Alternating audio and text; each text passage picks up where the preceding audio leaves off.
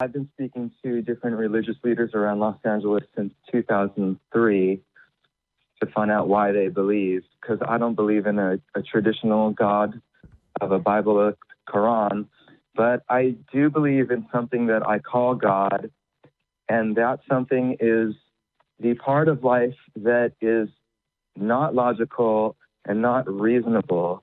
It seems to me that there are two sides to life. There's the reasonable, logical side that you can explain and you can learn about forever. And then there's the part of life that has nothing to do with logic. You can never explain it, and yet we experience it. And so I'm a musician, and I can learn about music and the historical aspects, the technical aspects about music, and learn about it forever and ever. And there's so much to know.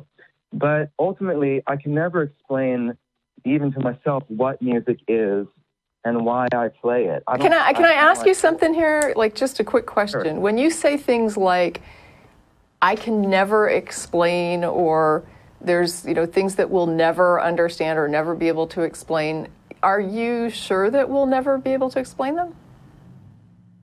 No, I have to be honest and say no.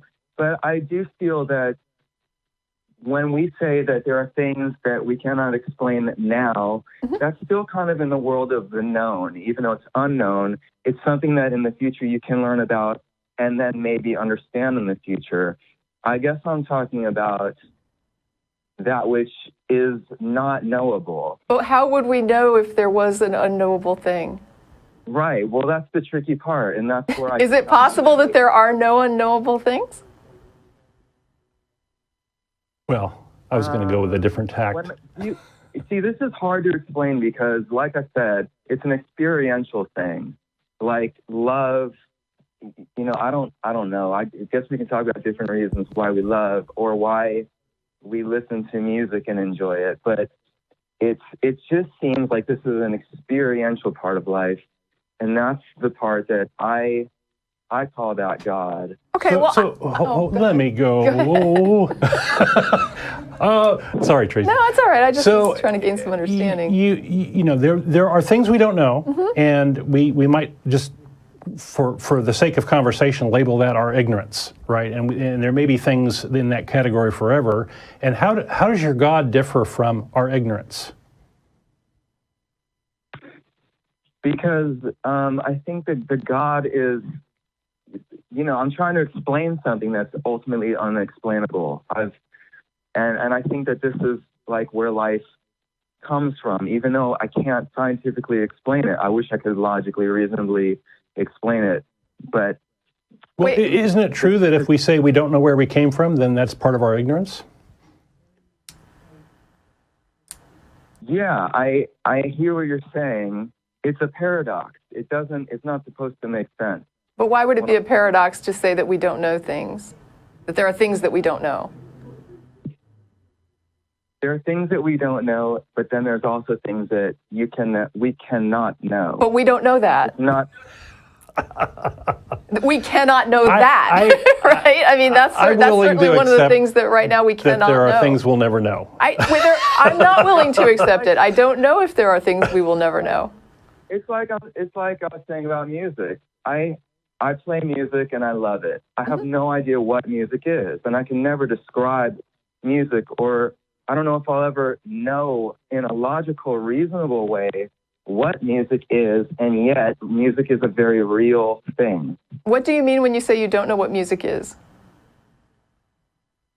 Like I said, I don't know logically what it is, and yet I experience it. But there is a logic to music.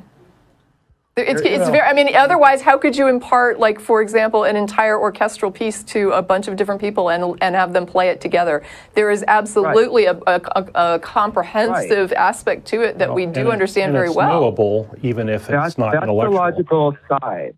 Yes, that's what I'm saying. That you can logically understand music. Now, there may be aspects to your experience with music that you have difficulty conveying to other people, or even understanding yourself. Is that fair? Right. Mm-hmm. Okay. It's two different sides. Right.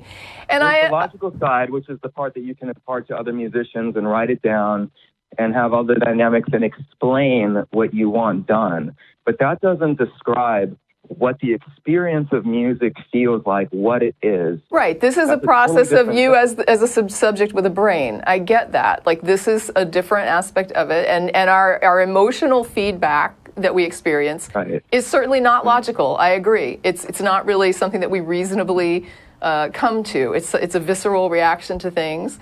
And even though we may understand how logical responses work, and ultimately we also may understand in great detail, even to a fullness, to predict what emotional feedback certain people might experience in any circumstance. I mean, one day we may, from a neurological standpoint, have even that knowledge, I guess is what I'm saying.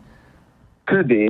I'm not close to that. I mean, I don't know that we would, that we will. I just know that I wouldn't rule it out automatically. So I'm still stuck on, why would you call this God? Right. Well, is it worthy of worship? Is it supernatural? Is it, I don't see the traditional concepts of God here. And I do understand what Don is asking. He's saying, why wouldn't you simply label this the things I don't understand? Right. And you could call it that. You could call it anything, and people call it all sorts of things. You can call it your higher self. You can call he calls it our ignorance, right? Don is saying it's simply another, different labels of human ignorance. But I believe that this is the thing that when people are referring to God, this is an aspect of what they're speaking about. Certainly, I think you're correct. There is something called the God of the gaps, right? And that is almost exactly what you're describing, if not exactly what you're describing. Basically, a label that you use when you're talking about a God who is there to account for all the things you don't know. So yes, people use this definition for God in many instances. And I would say on a personal level that even though I definitely do not follow the God of any holy book, I actually talk to something that I label God, and I find that when I do that, when I ask for help from it, I actually get help. Now, whether that's my higher self, a higher part of Can I ask a question here? Like, when you talk about ask for help and get help, are we talking about tangible or intangible? Like, for example, is this help that you get, like, I feel really tired, like I just can't go on anymore, and then I get this hint of inspiration? Or is it more of along the lines of, I'm $500 short on my rent, and then I found $500 in an envelope on the street? Right. I guess it's more like if seeing a lot of dark clouds in my life, can't see a way out, and I feel trapped, and then I ask for help.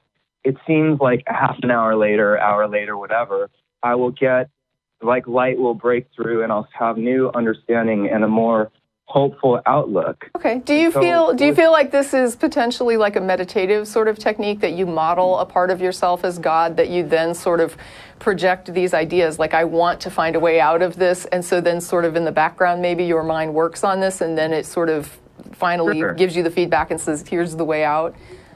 Absolutely, yeah, sure. But I'm trying to find why people, as you are, believe so strongly in God, and I feel that this is a big part of that, because there are real benefits that people get from it. It's not just a bunch of BS. Well, I get what you're saying, right? And Jung had a lot to say about the idea of people modeling God in their own image in this way. And I think you're correct that a lot of people do this.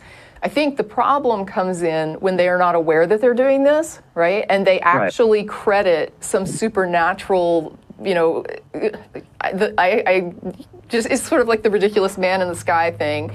And they will basically say, I can't do this myself. God helped me, and I'm so glad because I'm so weak and I'm so incapable. And so this is what kind of, I think, is the concern for me. I agree with you that people do it. I wish that they were more self-aware, as you seem to be. Like, you're like, I'm using these labels, and I understand what I mean by this, and I agree with the reasonable points that you're making when you talk about the criticisms of it. But at the same time, there are so many people who don't understand that they are doing this for themselves. And so when you say they benefit, I agree that they benefit in the ways you're describing, but I think that in the way that they're looking at it, there's a huge negative side to it, where they undervalue themselves. That's why I've been interviewing people and trying to fight the good fight as you are, because it creates spiritual elitism and distrust between people that doesn't have to be there. And so I guess I hear what you're saying, Dawn. Why do you use the word, it's Dawn, correct? Yes. Yes. Oh, Why do I use the word God? It's just a word. It's just a word for, I don't understand, but I get benefit. It's got a lot of baggage, so... yeah, oh, absolutely. Make sure you really want that baggage. Well, and I think the thing, too, though, is that a lot of times, and this is certainly not... This is more something to think about. This is definitely me not telling anybody what they can and can't use as far as language or labels. But you do have to kind of bear in mind that label comes with lots of baggage, that when people hear it, it's not just about, it's about the baggage that you present to other people. So when people who are, for example, looking at this as more of a literal thing, whereas you're understanding it as more of a metaphor for these aspects of yourself, it could bolster somebody's view, and they could be of the opinion that, here's another person that believes like I do, even though really what you're promoting is not what they're promoting at all. I'm trying to create a bridge, I guess, with somebody who would say, well, you don't believe in the God I do, where if I use the word God and I mean it in my own way, then I'm saying we're looking to something that is a similar thing, a similar part of ourselves or the universe. It might give you an opening, but I think that unless you are really scrupulous or careful about how you're, really defining terms, and you're careful to do that with each person, you might end up confusing things more than helping. But I mean, it's definitely something that it's like an experiment you can go for.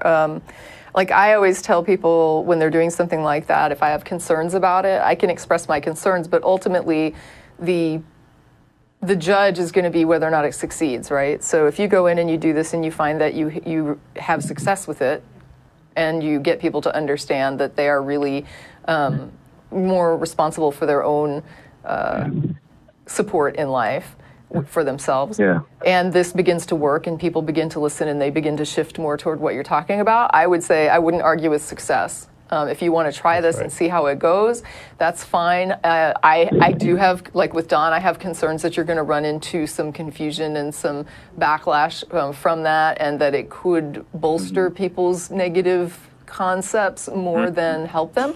But I also would say that if it's something you want to try and if it ends up working, then let us know.